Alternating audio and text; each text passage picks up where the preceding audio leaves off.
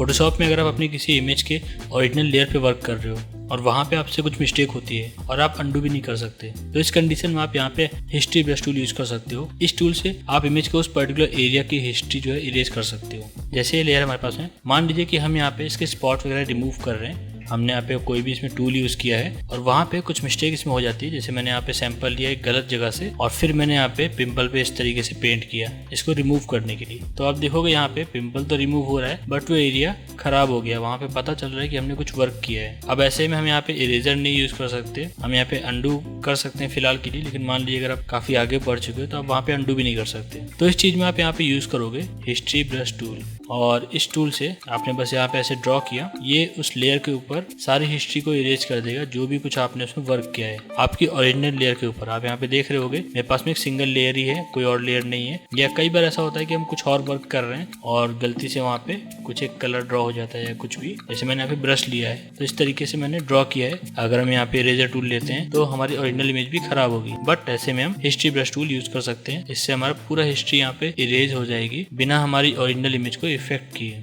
तो इस तरह से आप यहाँ पे हिस्ट्री ब्रश टूल को यूज कर सकते हो। बाकी इसी तरह की और वीडियोस को देखने के लिए आप चैनल को सब्सक्राइब कर सकते हो।